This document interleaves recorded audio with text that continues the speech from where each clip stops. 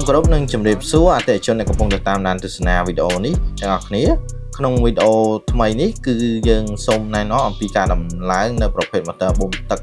សូឡាទម្លាក់អណ្ដូងជូនអតិថិជនដើម្បីយកទៅបូមទឹកប្រើប្រាស់និងបូមទឹកដាក់ស្រែចម្ការរបស់គាត់សម្រាប់ប្រភេទម៉ូទ័របូមទឹកសូឡាដែលយើងធ្វើការដំឡើងនេះជាប្រភេទម៉ូទ័របូមទឹកសូឡាទម្លាក់អណ្ដូង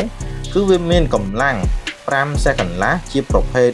ម៉ូទ័របូមទឹកសូឡាប្រភេទ AC DC ឬយើងអាចហៅថាប្រភេទ Hybrid ហើយវាបានភ្ជាប់មកជាមួយនឹងទំហំតួម៉ូទ័រទំហំ150ឬក៏6អ៊ីងតែវាអាចធ្វើការបូមទឹកបានកម្ពស់រហូតដល់50ម៉ែត្រជាមួយនឹងទំហំទយោទឹកចេញ80ឬក៏3អ៊ីងដែលយើងអាចធ្វើការបូមទឹកបានបរិមាណ70ម៉ែត្រគីបក្នុង1ម៉ោង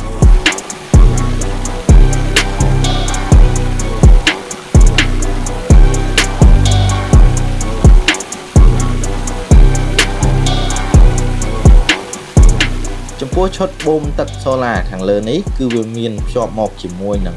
ទូភ្លើងដែលជាទូដែលមានគុណភាពខ្ពស់បានដំឡើងរួចជាស្រេចពីខាងរោងចក្រផ្ទាល់និងមាន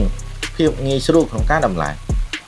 ចំពោះការដំឡើងម៉ូទ័របូមទឹកនេះគឺយើងធ្វើការដំឡើងជាមួយនឹងទាំងសូឡា Magnitech កម្លាំង580វ៉ាត់កញ្ចក់សងខាងចំនួន12ទាំងជាប្រភេទផ្ទាំងដែលអាចស្រូបពន្លឺបានល្អផ្ដល់ភ្លើងបានខ្លាំងនិងជាផលិតផលដែលមានគុណភាពខ្ពស់ស្របទៅតាមស្តង់ដារប្រទេសអ៊ីតាលីហើយមានការធានាច្បាស់លាស់ពីខាងក្រុមហ៊ុន